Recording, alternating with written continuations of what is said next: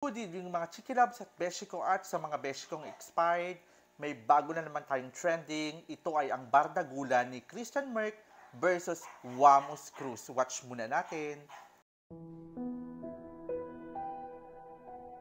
Natapos na si Awit na. Natapos na. Sabi ko, eto na. Si Antoinette na. Umakyat yung tatay nila.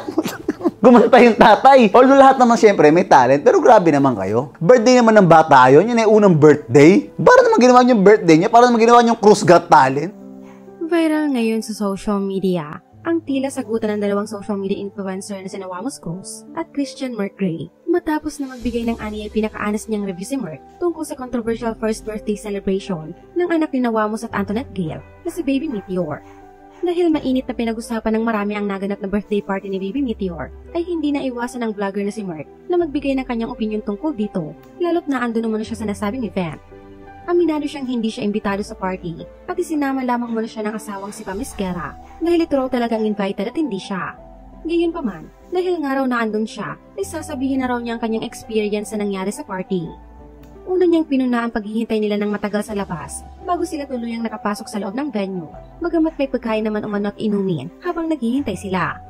Pangalawa yung oras ng party dahil gabi raw ito ginanap at inabot raw sila ng alas 11 ng gabi, ngunit hindi pa raw nakakalahati ang event.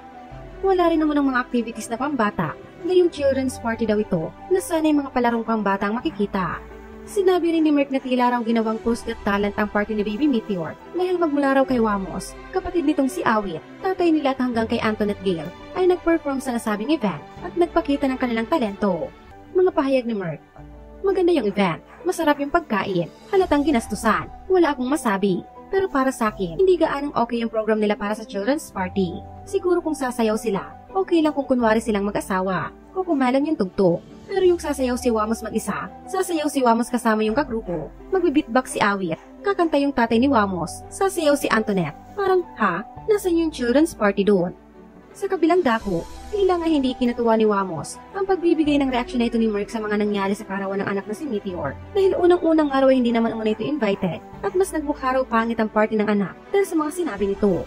Mga pahayag ni Wamos: hindi na nga-invited sa birthday ng baby ko.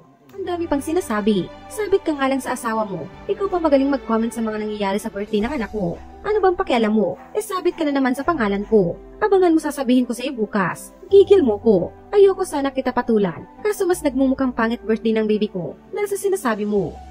Samantala, pinagtanggol naman ng ilan si Wamos sa pambabatikos ng ilan dahil sa pagkakahanda ng programa ng nasabing party. Naritong ilan sa mga komento ng mga netizens tungkol dito. Sa party Mercs po, may side na tama naman po siya, pero sana maisip niya yung feelings ng magulang ni Meteor na gusto din ipakita siguro ng mga magulang niya na talented sila. Ganun, para pag nagkaisip si Meteor, makita niya mga magulang niya talented. Sa nakita ko naman, di naman sila Wamos nakikalam sa buhay nila. Sana maging masaya na lang sila sa kapwa nila. Just saying. Peace everybody! Okay, magre-react ako dahil may social responsibility ako at ako ang inyong pambansang sawero with a heart.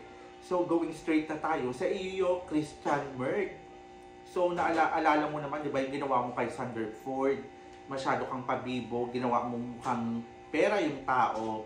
So, papansin kang masyado, ayan, napaka-toxic mo bilang isang social media influencer. So, ewan ko pa naman kung bakit tinatangkili kayo ng sambayan ng Pilipino. At isa pa, wala kang pakialam kung yun ang ginawa nila kasi sarili nila yung buhay. At the same time naman, nakisali ka lang eh. Ang pinaka-point ko dito po, di ba, nakisali lang siya. Di ba? Ang invited lang yung jowa niya. Tapos yung live-in partner lang niya ang invited. Tapos nakisawsaw ka. Tapos after nun, may mayayaw-yaw, tiw-tiw ka pa. Ayan yung usually ginagawa ng mga Filipino, di ba? Especially ng mga marites na invited ka na. Tapos yung pagkain, meron ka pa. Sasabi parang masama.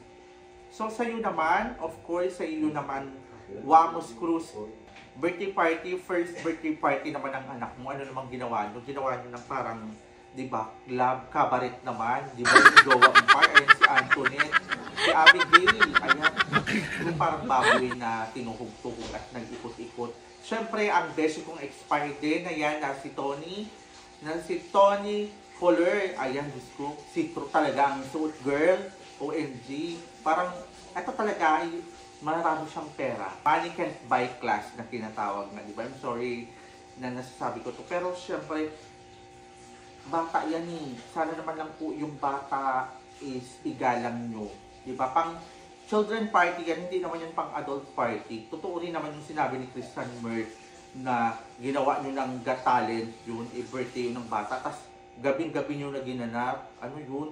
Kasi mga bata tuloy tulog na, napapansin nyo, diba? Hindi naman nag-enjoy. Kasi nga, parang kayo na nag-perform. Well, anyways, ayun lamang po at good evening sa inyong lahat.